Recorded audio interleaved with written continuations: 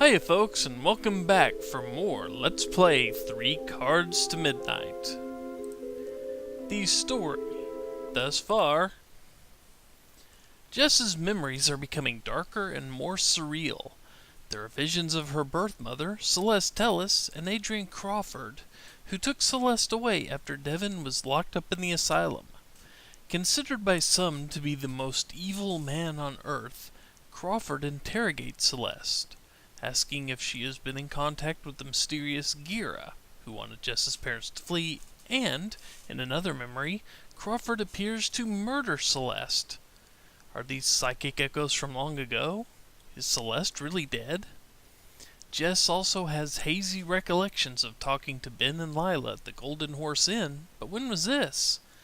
Jess is still upset because they didn't tell her she was adopted. Lila explains that when Jess was a baby, Devon Tellis had warned that something would happen to Jess around the time she turned 30. Ben and Lila had just hoped to give their adopted daughter a normal life, but it wasn't meant to be. Shortly before Jess's birthday, a PI had shown up at the Siloways' home asking about Jess, and then another man, with the look of a killer according to Ben, started shadowing them. So they fled, sending Jess to the boat and hoping she'd stay there until they found out what was happening. Ben confirms that Merriman was the PI who came to see them. Jess realizes that Merriman has lied to her all along. But why? What else has he lied about? And why was he looking for her in the first place? Daniel seems to have found the answer. Merriman is working for Adrian Crawford. So, Jess is not in the best situation, is she? Jess, I need you to stay focused, just for a while longer. It's so hard. Feels like I'm drugged or something. Listen to me, Jess.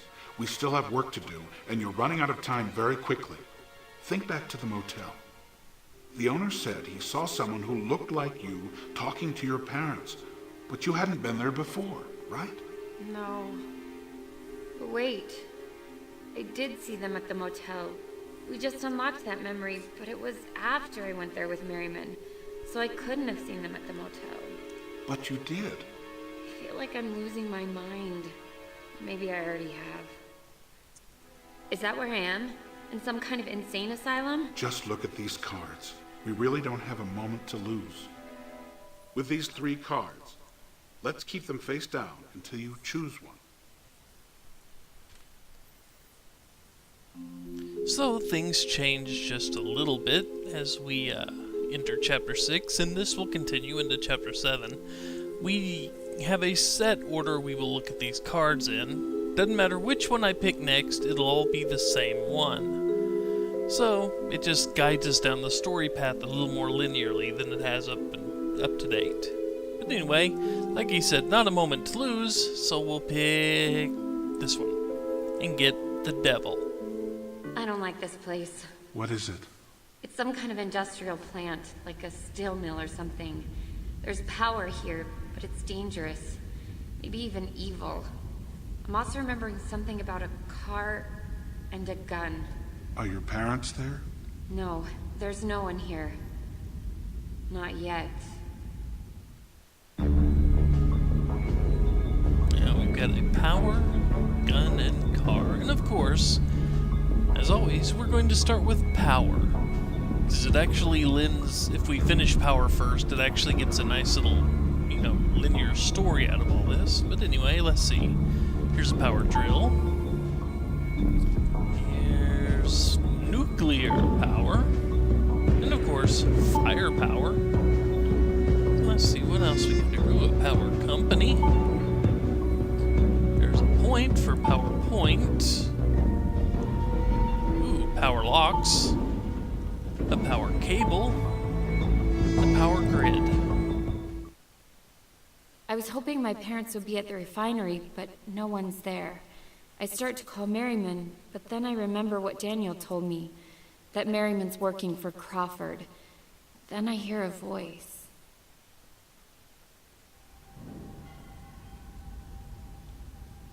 Jess!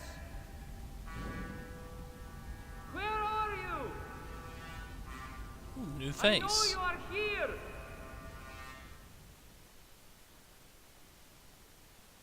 New face. Good guy or bad guy? Yeah, we'll learn soon enough, but now we've got gun, and some words already filled out. But we have gun safety. That should be gunpowder. And you can't see, but that's a stock certificate for a gun stock. And let's see, here's soda pop for a pop gun. And, ooh, look, we have a smoking gun. Is this the man my father saw at the motel? The one he said looked like a killer?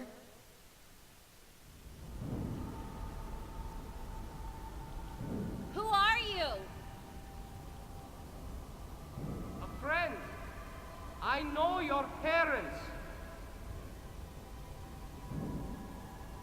You know where they are? Yes, and I have a message for you. I'm listening. Adrian Crawford is trying to find you. Your parents sold you out to save themselves. That doesn't sound right, does it? You can't get away, Jess. You're going to end up in Crawford's secret creep show if you don't let me help you.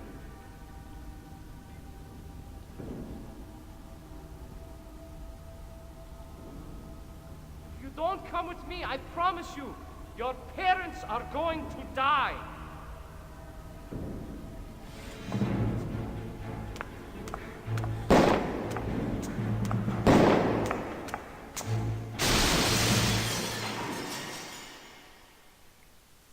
Oh, that explains why gun was a key word there, huh? Now we got one more word, car, that, once again, has words already filled in. Let's see what we got. Ooh, here's a flat car.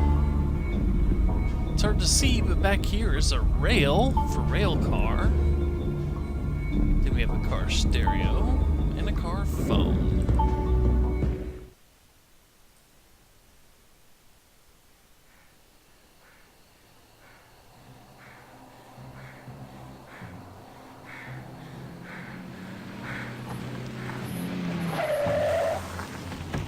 Jess, get in the car, now!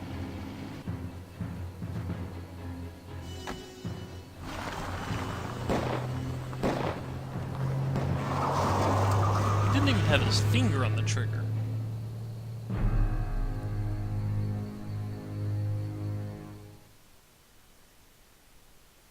Huh. Well, if the PI was working for, Crawford, why would he show up and save Jess? Oh well. So much for the devil card, huh?